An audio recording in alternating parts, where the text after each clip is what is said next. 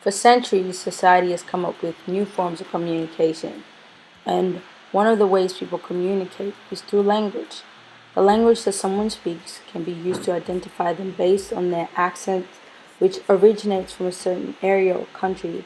Linguist Matthew Yorn states that one myth that people believe is that we are born speaking languages, and none of us are born speaking any language.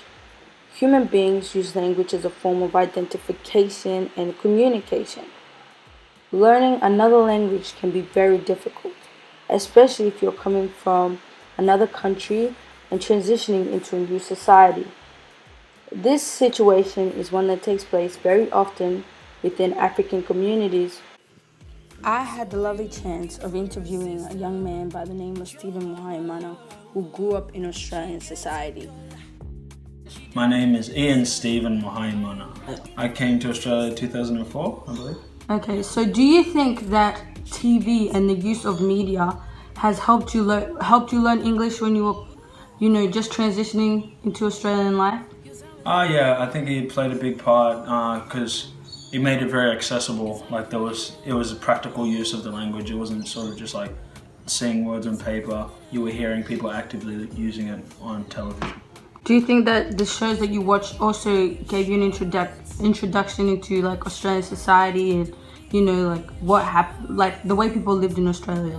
Yeah, a little bit. I can source. I'll give you a few examples. There was shows like Blue Water High and Mortified, stuff like that. They kind of gave me a bit of context of what was sort of normal and not normal in like a sort of Australian sort of society, especially Mortified. That TV show was pretty funny and it highlighted sort of like different types of Australian.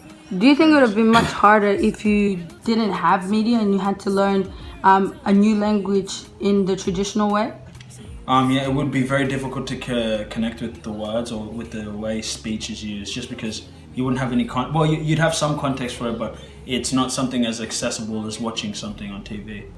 Okay, so that's awesome. So, do you think that it's much harder for like older, generations to learn the English because they're not so connected to these shows and the media? Yeah, I think it plays a huge part of it because social media is a big way of how we consume information, and I guess also how we receive and interpret information. So it's a really big part of the learning process for, I think, a lot of young people.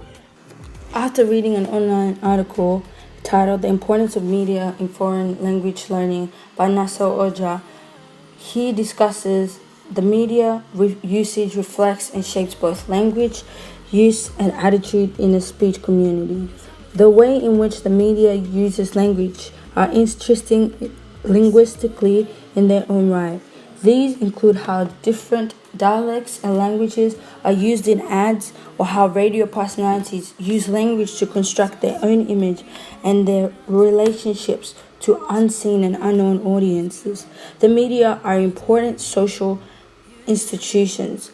They are critical presenters of culture, politics, and social life, shaping as well as reflecting how these are formed and expressed. Media discourse is important both for what it reveals about a society and for what it contributes to the character of a society. To conclude my research, I found that language is very, very important, but media is also very, very important in the way that they both are used as tools to communicate and create more awareness of our social surroundings. And it is an amazing thing to see how media and language have allowed people to have easier access to learning new cultures and becoming more globalized and understanding of their communities and their societies and the world around them.